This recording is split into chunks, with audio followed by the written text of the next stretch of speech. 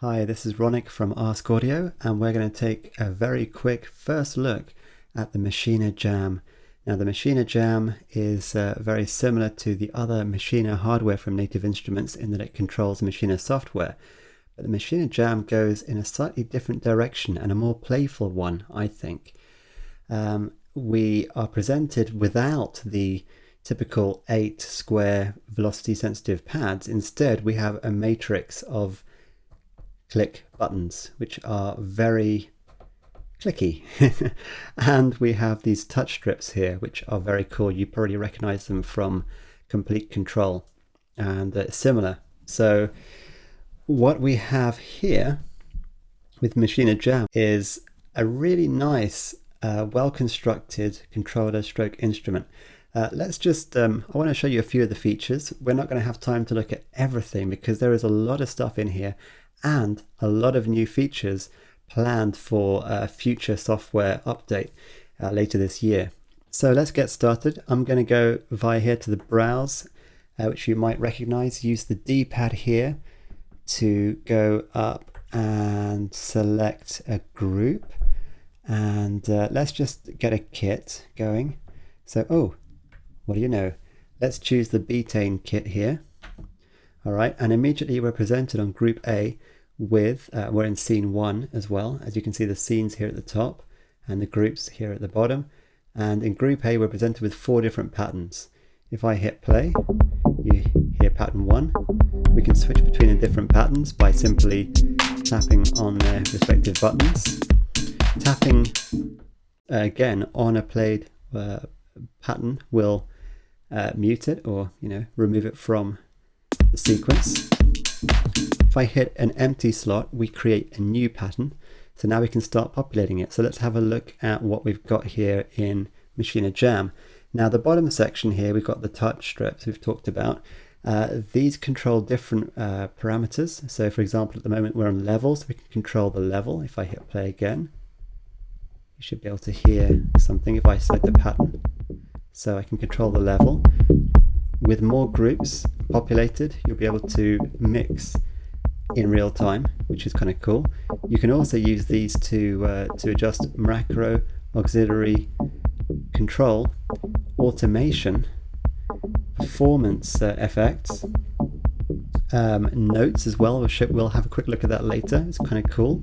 You can like strum a guitar or a plucked instrument sound. Locked, which is parameters that can be locked, so snapshots, the tune and the swing.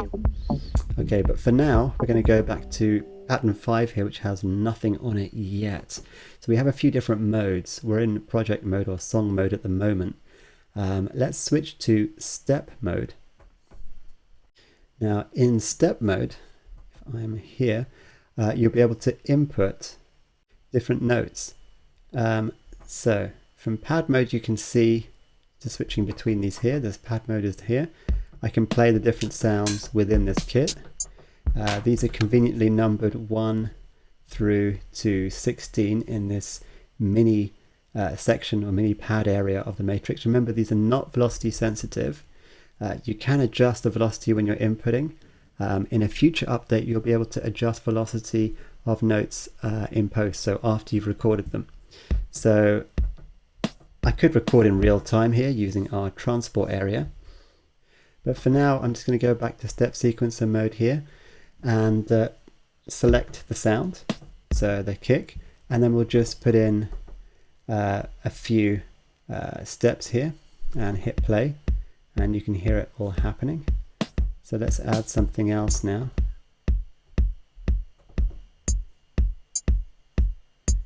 And we can just go through selecting the sounds and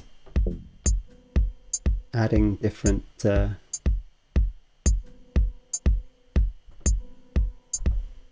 removing them, adding them. Okay.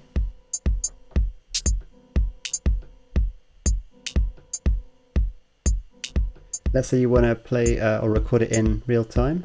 Just hit record.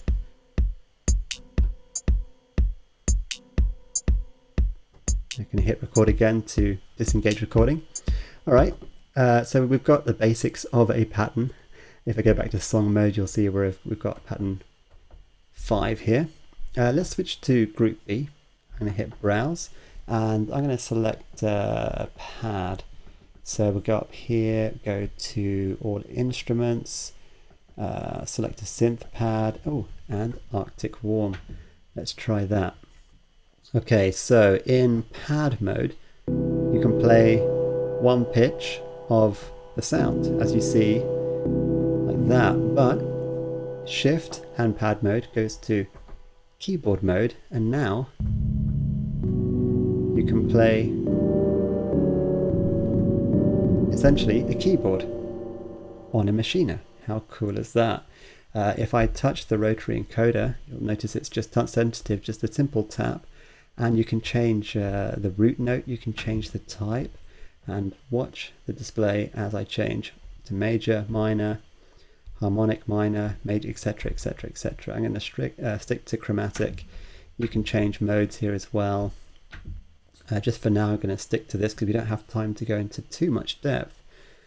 But so we can just start recording something in here. What should I record? In fact, before we record, what if you want to make this pattern, which is 1 bar at the moment, longer? Well, quite simple. Hold down shift, hit solo, and you've got pattern length there. Now I can either use the rotary encoder to change it to 4 bars or however long I want it to be, or I can use the buttons here at the top to choose 4 bars. Kind of cool. So we'll come out of that. We've made a 4 bar region. I'll go back to keyboard mode. It's very, very fun to play around with, by the way. So let's just see if I can come up with something that sounds somewhat musical.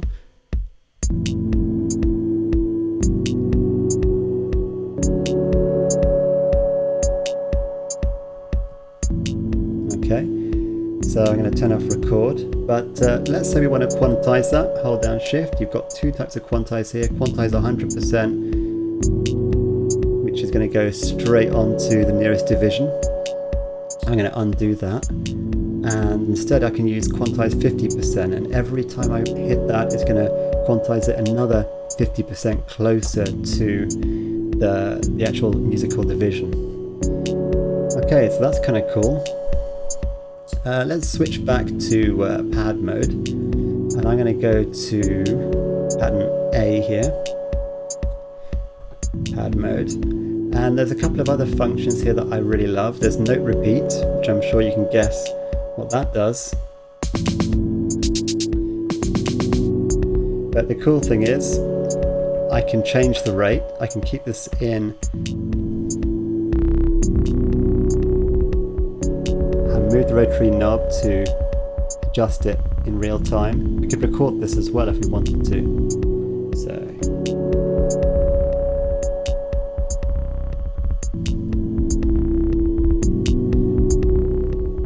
off note repeat.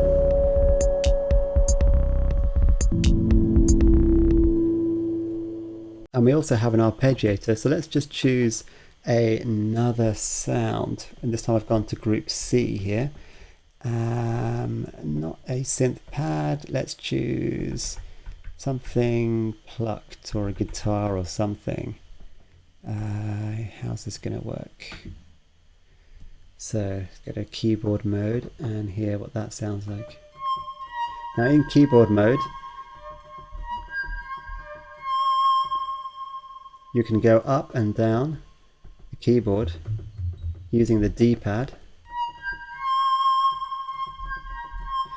But let's say you don't want to use the keyboard as such, or these this matrix to play it. Not that it's bad, but you want to try something else. You want to use the touch strips. Well, you can. Okay, so in notes mode, you can use the touch strips along 8 notes, and then you can shift along more, but you can get some really interesting effects that perhaps couldn't be possible using another kind of input, even a traditional keyboard.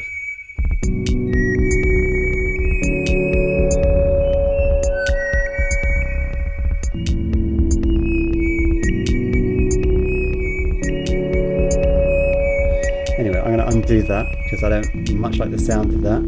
But instead I'm going to show you the Arpeggiator feature. So Shift, hit Note Repeat, and similar to Note Repeat, we've got a whole bunch of functions here. I can choose up, down type of Arpeggiator. I'm going to keep the rate dynamic by just selecting it. But it means now when I play something here, I can move the rotary encoder to change it in real time. And of course we can record this. First of all, let me make this pattern a little bit longer. So I want to go Shift, Solo, and we'll make it a 4-bar pattern. And we'll go back to keyboard mode, back to Arpeggiator, hit Record.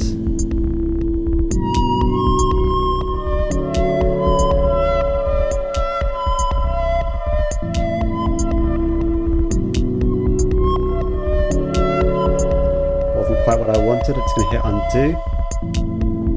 Hit undo again. And let's try again.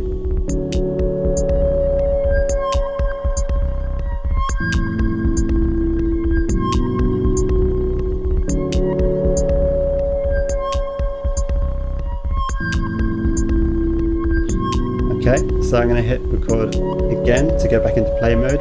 And now when we've got level here, we can use these touch strips to actually mix our different parts. Let's go back into song mode so you can see more clearly what we're doing.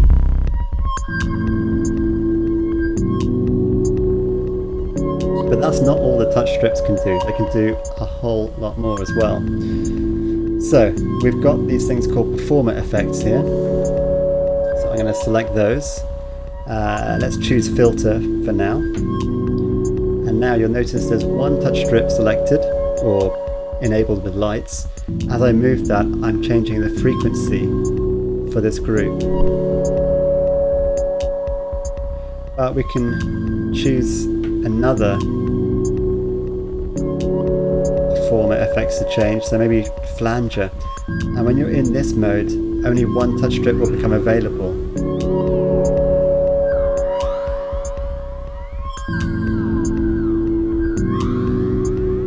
Kind of cool, eh? Alright, but let's take this out a little bit further.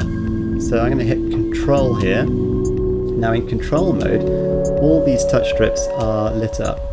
And each one of these touch strips relates to one of the parameters on the screen. So the first one, for example, chooses the mode. So let's choose flanger. I can engage it, and then I can choose frequency and adjust decay and saturation at the same time, so it's all mapped to the controls you see on the screen.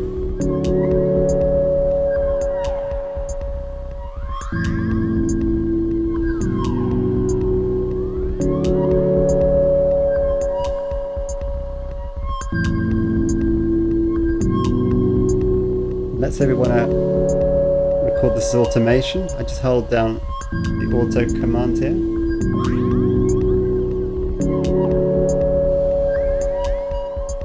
And watch those dials go now.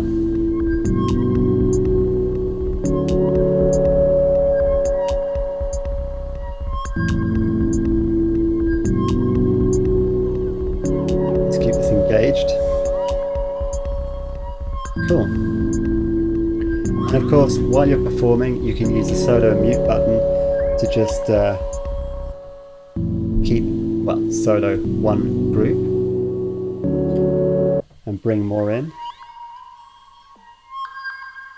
Or you can mute one of them. Let's bring this guy back in. Everything, and you can just mute individual ones too. It's super simple to copy patterns as well, I should show you that. Let's say we wanted to copy or duplicate this pattern here. I simply hold down duplicate, hit that, hit it again. I've now got a duplicate version of that pattern. I can go in here into the piano roll, into the step sequencer and change it up a little bit.